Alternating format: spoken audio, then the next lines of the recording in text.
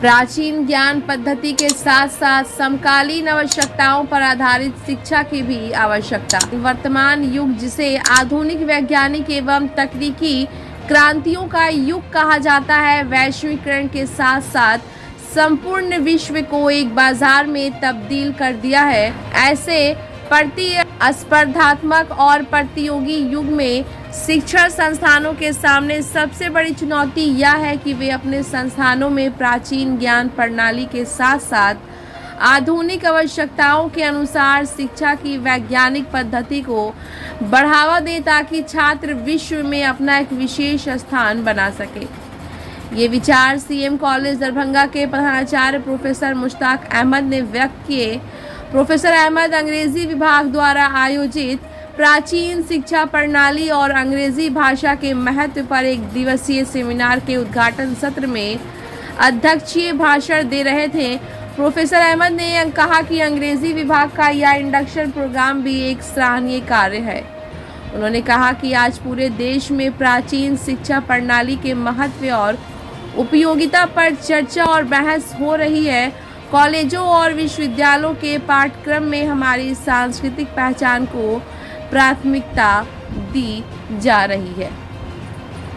Bureau report, Bihar दर्शन के द्वारा भारतीय भाषा को प्रमोट करने की कोशिश की जा रही है। होनी भी चाहिए। हमारा देश पूरी दुनिया में इस तरह विभिन्न धर्मों का देश है, विभिन्न सांस्कृतिक विरासत का देश है। उसी तरीके से भाषाओं के मामले में भी ये देश बहुत धनी है।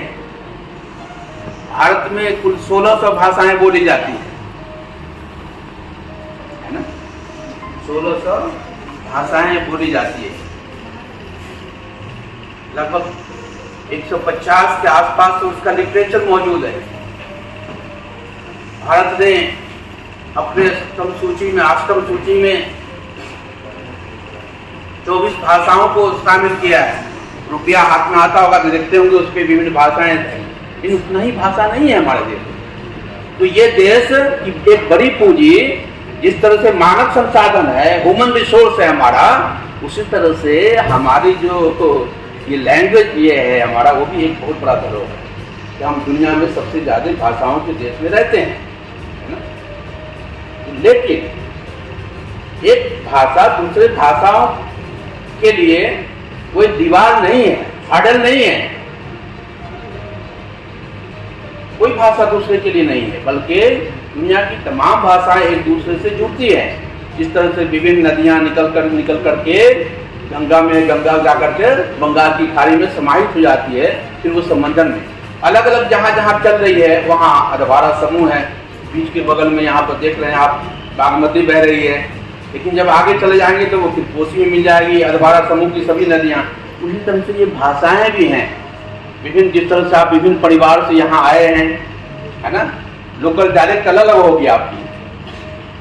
आप गांव में घर में जो बात करते हैं मैथिली में बात करते हैं, लेकिन मैथिली में भी वो मैथिली नहीं होती है जो लिखित में आती है, आप आम बोलचाल में करते हैं। उसी तरह से ये भाषा, अंग्रेजी एक ऐसी भाषा है जो पूरी दुनिया में एक दूसरे को समझने के लिए बहुत जरूरी है। भारत में आप चले जाए साउथ में, उसके 80% लोग या तो उनकी अपनी लोकल लैंग्वेज में बोलते हैं या फिर वो अंग्रेजी समझते हैं। आप चले जाए नॉर्थ ईस्ट में, नागालैंड में, क्योंकि नागालैंड की लोकल हमारे स्टेट में एक ऐसा स्टेट है जिसमें कई भाषाएं हैं नागालैंड में, लेकिन सभी रोमन लिपि में लिखी जाती है, उसके अलग नहीं है, और वो लोग सिर्फ अंग्रेजी समझते हैं। ऐसी सूरत में अगर आप नागालैंड जाएंगे तो आपके लिए एक ऐसी भाषा जो एक दूसरे को जुड़ सके। अगर एब्रॉड जाते हैं, फॉरेन जाते हैं, बाहर जाते हैं, तो वहां भी आपकी रहनुमाई एक ऐसी भाषा है अंग्रेजी जो आपके लिए मार्ग प्रशस्त कर सकती है आगे बढ़ने के लिए।